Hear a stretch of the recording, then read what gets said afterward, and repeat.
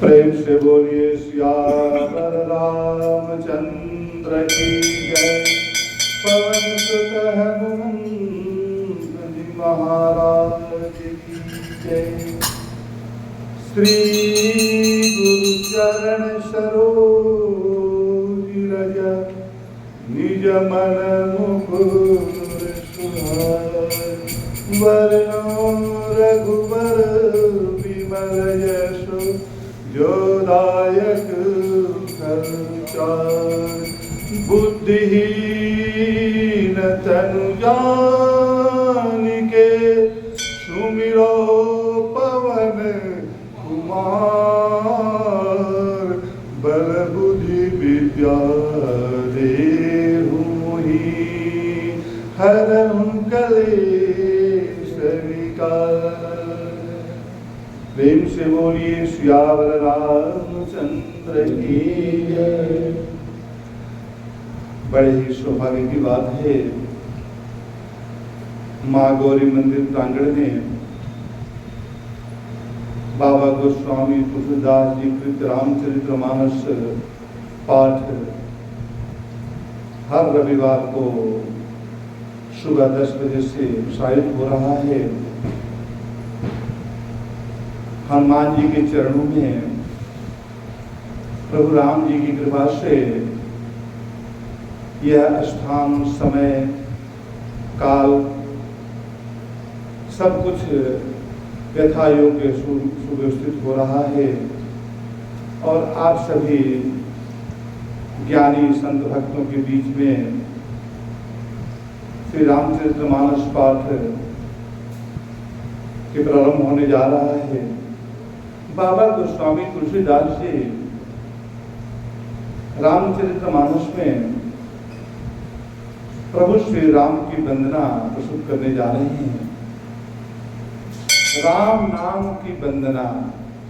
राम नाम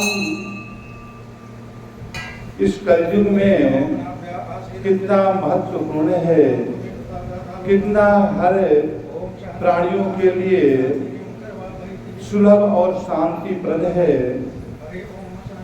बाबा गोस्वामी तुलसीदास के प्रभाव में बहुत सुंदर व्याख्यान द्वारा प्रस्तुतीकरण किए जा रहे हैं। इस संसार में परमात्मा का नाम, प्रभु श्री राम का नाम कलयुग में केवल यही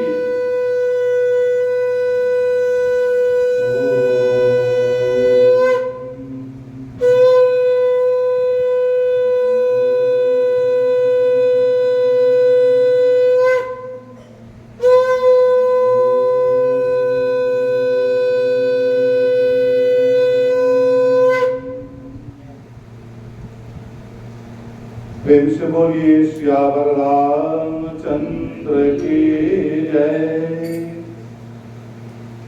बाबा गोस्वामी तुलसीदास जी प्रभु श्री राम नाम की वंदना करते हुए जगत को ये बता रहे हैं कि जो ये कलयुग का समय चल रहा है, इसमें राम का नाम कितना महत्वपूर्ण है। यहाँ पर आज के समय में यज्ञ, तप और पूजा पाठ सबसे बड़ा जो है राम का नाम यहाँ पर बताने जा रहे हैं अपने भाव में।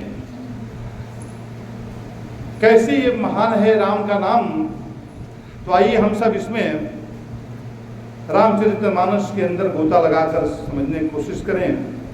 तुलसीदास जी कहते हैं कि श्री रघुनाथ जी के नाम के दोनों अक्षर बड़ी शोभा देते हैं। रा और मा, दो अक्षर, जिनमें से एक रकार छत्र रूप रेफ है और दूसरा मकार मुकुट मणि है। रामचंद्र है, मकार बात क्या है? तो रूप से अनुसार जो बना हुआ है मुकुट मणि, जैसे कि अनुसार जो बनता है मकार में, तो वो मुकुट मणि का काम कर रहा है। कहते हैं कि रूप से सब अक्षरों के ऊपर है, इस सब अक्षरों से ऊपर बनाया गया है। इसको कैसे कहते हैं कि समझने में नाम और नामी दोनों एक से हैं, किंतु दोनों में परस्पर स्वामी और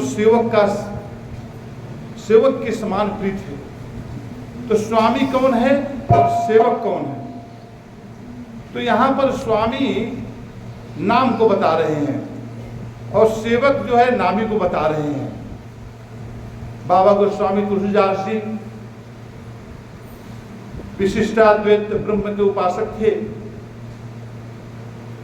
उसमें अद्वैत और द्वैत दोनों का समन्वय करके विशिष्टाद्वैत बना, जो रामानुजाचार्य जी के मार्ग को प्रशस्त करते हुए इन्होंने रामचरितमानस में भक्ति की प्रधानता दी। भक्ति के बिना अगर हमारे हृदय में भक्ति ना हो, हमारे हृदय में श्रद्धा ना हो, हमारे हृदय में प्रभु के प्रति जिज्ञासा ना हो, तो हम रामचरितमानस के इस भाव को यथार्थ रूप से नहीं समझ पाएंगे।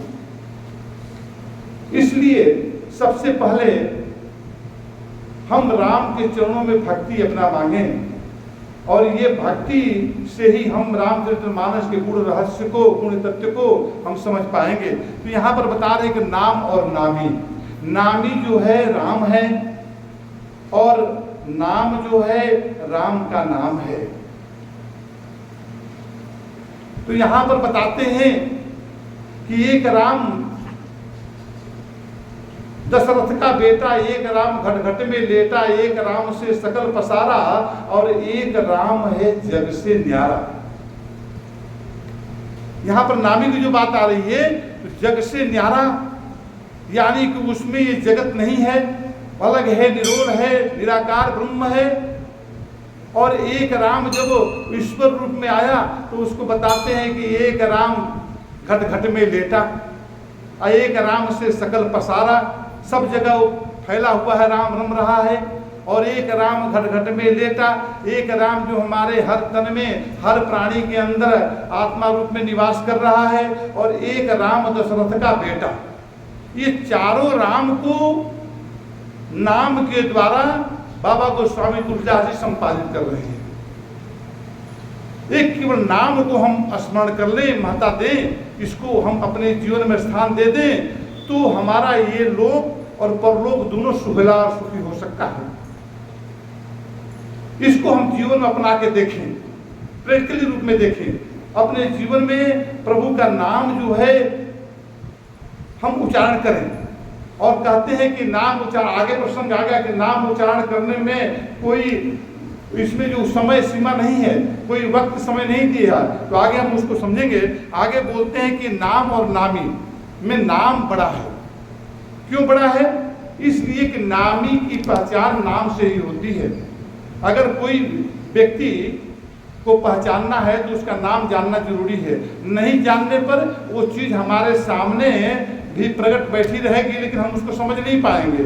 तो इसलिए यहाँ पर महत्ता देकर आगे बताते हैं कि आगे बोलते हैं कि नाम और रूप में कौन बड़ा है। नाम और रूप में कौन बड़ा है, कौन छोटा है, यह कहना अपराध है। यहाँ पर अपराध की बातें कर दिए। क्यों अपराध है? कि इस इंसान जो है नाम से कोई नामी को महत्ता देता है, कोई नामी से नाम को महत्ता देता है। कहते हैं कि नहीं, ये दोनों में छोटा बड़ा कोई नहीं है। एक को धारण करने पर दूसरा जो है पूर्ण रूप से स्थित हो जाता है, अधूरा नहीं है। इसलिए एक को निगलेक्ट करना जो है, एक को तिरस्कृत करना, ये अपराध माना गया है। आगे बोलते हैं कि उनके गुणों का तारतम्य कमी बेसी सुनकर साधु पुरुष स्वयं ही समझ लेंगे। रूप नाम के अधीन देखे जाते हैं और नाम के बिना रूप का ज्ञान नहीं होता। जैसा बताया गया है, नाम नहीं रहेगा तो रूप का ज्ञान ही नहीं होगा। तो सबसे पहले भक्ति में नाम की प्रधानता है। हम नाम से भक्ति को शुरुआत करें, तब हम जो है उसके रूप को पहचान पाएंगे। तो यहाँ पर सभी जगह नाम की प्रधानता से ही हमारी भक्ति की शुरुआत होती है, और ये हमारे ये जीवन में सुखमय जीवन बनाने के लिए भी और परमार्थिक कार्यों में आगे बढ़ने के लिए भी नाम की प्रधानता। आगे बता रहे हैं कि कोई सा विशेष रूप बिना उसका नाम जाने हथेली पर रखा हुआ हो तो पहचानने में नहीं आता है। रूप के बिना देखे भी नाम का स्मरण किया जाए तो विशेष प्रेम के साथ वो हृदय में आ जाता है। देखिए यहाँ पर प्रेम कहते हैं, बाबा श्री शंकर भगवान जी कह रहे हैं कि हरि व्यापत सर्वत्र समाना,